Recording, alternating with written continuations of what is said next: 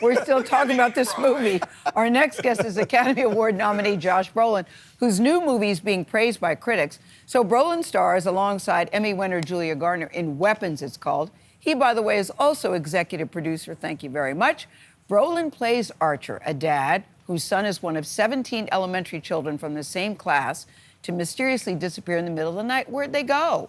So Archer becomes very frustrated with the police investigation, and he blames the teacher, played by Julia Garner.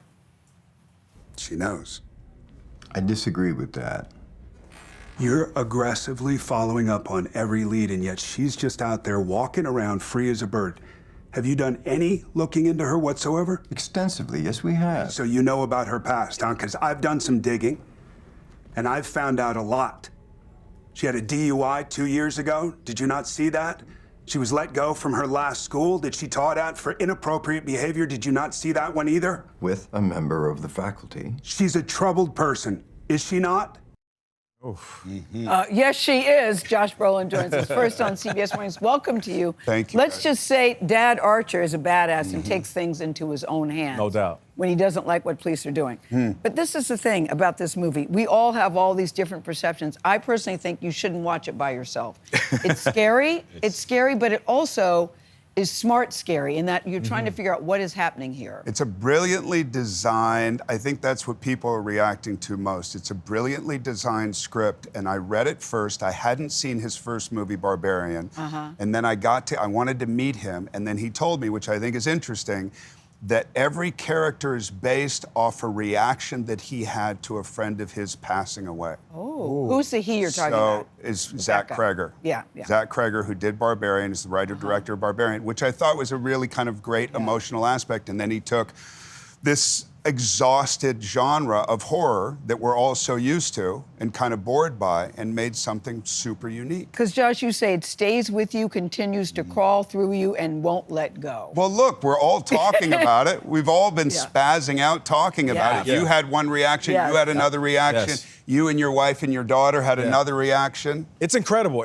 I love horror movies, Yeah. and this is one of the best I've seen in decades. The movie is brilliantly constructed. Yeah. The way that it's split into chapters. Following each character, and then we find ourselves inside these intersections and how the storylines meet. Well done. But let's talk about you, though, because you say your character represents the current everyman. Yeah. And there are moments in this film where you are talking, and I'm saying to myself, if I was in that situation, that's exactly what I would do. What you would do? So why do you describe your character as everyman?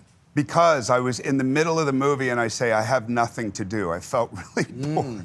Because, you know, the everyman is what? Is somebody who's a victim of their circumstances. And he wants to have control. And then he doesn't have his kid. And then he realizes what he wasn't giving his kid, which was affection and time and presence. And then once maybe he gets his kid back, you see this guy go through the trajectory of being from totally unemotional to emotional and available. And I'm like, look, I love the idea of confronting masculinity like that, some kind of manual masculinity that we all live by that says, you know, we don't do anything and we don't smile and we don't laugh and we don't cry and all this kind of stuff. And you go, have the thing that you care most about be taken away from you and then see what happens. See what you do. So, Josh, I'm going to fanboy for just a little while because you've been one of my favorite actors in Hollywood going back to when I was a teenager and I first saw The Goonies. You'll always be... The Goonies. Yes, The Goonies. But then let's talk about Thanos, the MCU. Let's talk about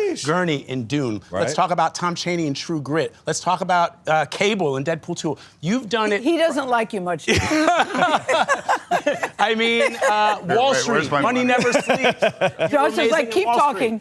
So in this particular film, though, what you're doing is you're channeling all of these different emotions at once. You've got frustration, you've got anger, you've got sadness. Sometimes you're doing this in a single scene. Talk to me about that process. And comedy. Yeah. Talk to me about that process. You know what?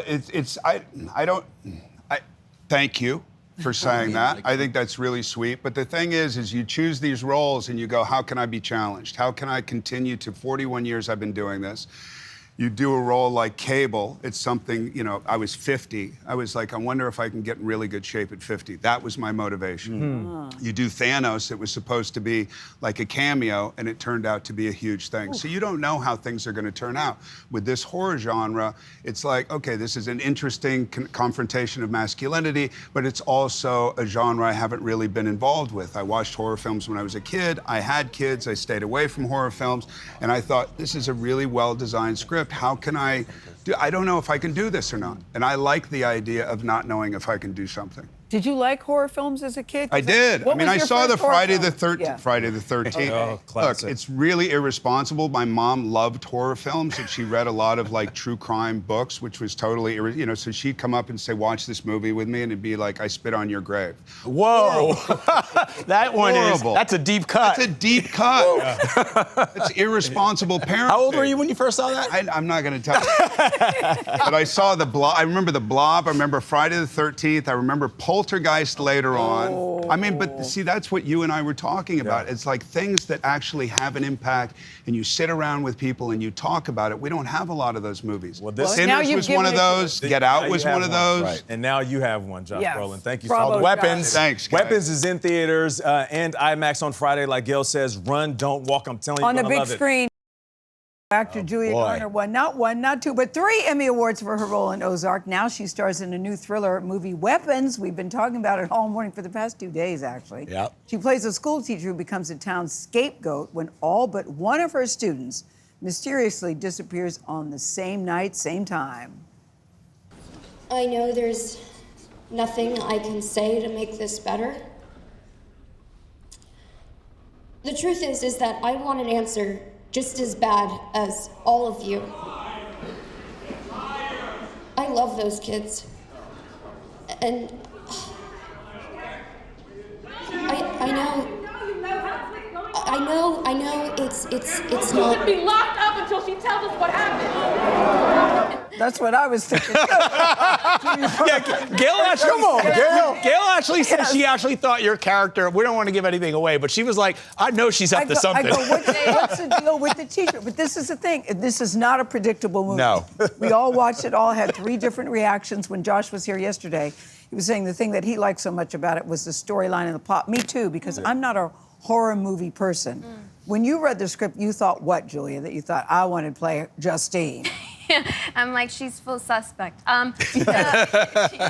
No, I just loved how original this was, and how unpredictable, and it's very difficult to shock people These days. And Yes.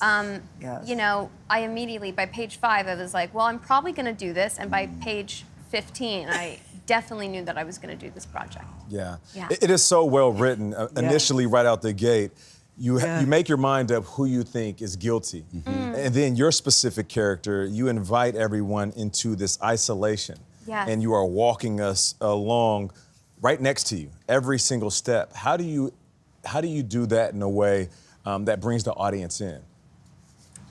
Well, I think the number one thing as an actor is that you never want to judge your character. So, you know, because as a person, you don't have to necessarily like yourself, but you have to love yourself enough where you have to make an audience try to understand why they're doing certain actions in a way. So I think that's the first way that I approach everything.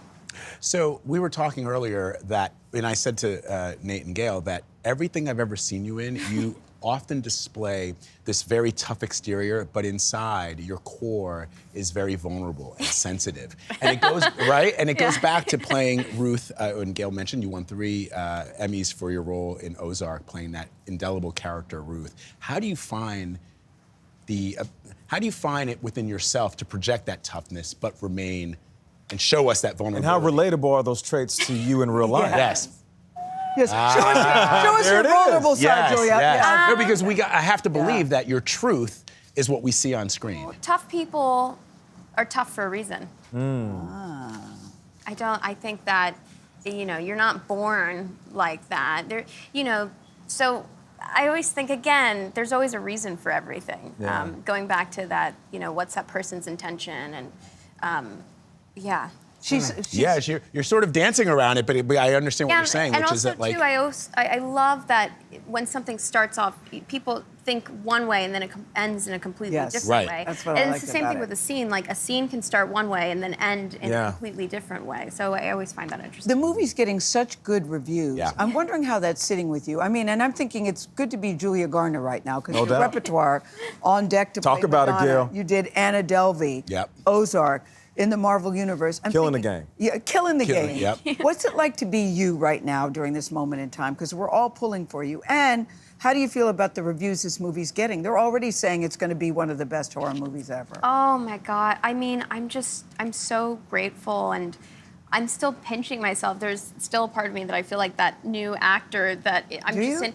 Yeah, I'm just in a disbelief. Like, and I loved working with everybody on this job. Yeah. We had so much fun, and You had fun on this movie set? so much fun. How is that possible? Yeah, I heard I you were know. laughing. And also, what was it like when you It watched gets it a little finally, when you saw gory. the final cut? What did you It's think? a little gory. It gets Yes. very gory, but we laughed. I mean, Josh and I would get laugh attacks like right before a take. But it just shows, Zach Kreger is incredible, and the group of people that he puts together, and I would do any project with him. I don't even have to read the script, and I will do another project. Before we go really quickly, you credit Meryl Streep with inspiring your acting career. Have you met her?